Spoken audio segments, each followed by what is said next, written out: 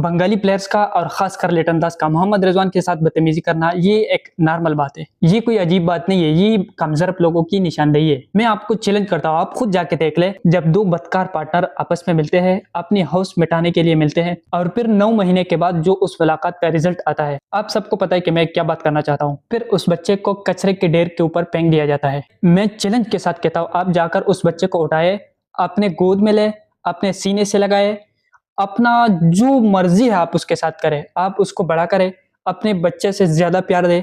लेकिन जिस दिन वो बड़ा हो जाएगा और इसके बाजू में थोड़ा सा दम आएगा ना, वो आपको आंखें दिखाएगा। ये नेचुरल है, ये होता रहेगा। अब आपको याद आ गई होगी कि 2022 में रिजवान लिटन दास को कितने अच्छे तरीके से टिप्स दे रहे थे, जैसे अपने बच्चे को कोई देता है, इतने अच्छे तरीके से समझा रहे थे।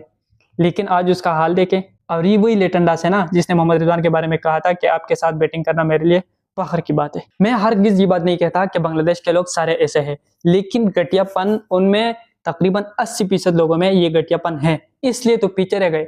मैं आपको लिख के देता हूँ, आप किसी भी कंट्री में जाए, आप कहे कि मैं बांग्लादेश से हूँ, वो आपको कहेंगे अच्छा तुम बंगला हो। ये बंगला इनके लिए लफ्ज इस्तेमाल होता है। हम पाकिस्तानियों के लिए बाहर ममालिक में जब कोई घटिया लफ्ज इस्तेमाल करता है ना, हम पे गुस्सा होता है, तो हमसे कहते हैं कि बंगला। अब शायद बांग्लादेश के लोग मुझसे नाराज हो जाए कि आप हमारी बेइज्जती कर रहे हैं, लेकिन ये बेइज्जती करवाई किसने है? आप खुद सोचे। आपके रिजवान आपका मेहमान था, वो आपके कंट्री में आया था क्रिकेट, आप एक मैच भी जीत गए, आपने इतना घटिया हरकत की, इतनी बेइज्जती की, उसकी इज्जत तो अल्लाह देता है। आपने अपनी पूरी कोशिश की, पूरे टीम में ऐसा एक भी बंदा नहीं था जो कहे कि यार चुप करे, वो भी खेलना है, हमारा मेहमान है, इतना बड़ा प्लेयर है। तस्कीन अहमद जैसे बंदों को आगे आना चाहिए था कि यार चुप करे, कौन सा बकवास कर रहे हैं कि पीस काटेंगे, 50 रुपए काटेंगे, ये है वो है। कम से कम अगर किसी को बात समझानी है तो अपने जुबान में करे। आप हिंदी में कर रहे हो जानबूझकर उसको तंग करने के लिए। अगर आप कहे कि ये स्लेजिंग है, ये स्लेजिंग नहीं है, ये बेइज्जती है, जानबूझकर अपने कंट्री में अपने घर में बुलाकर किसी की बेइज्जती करनी है। मैच भला आप जीत जाए, लेकिन बेइज्जती तो ना करे।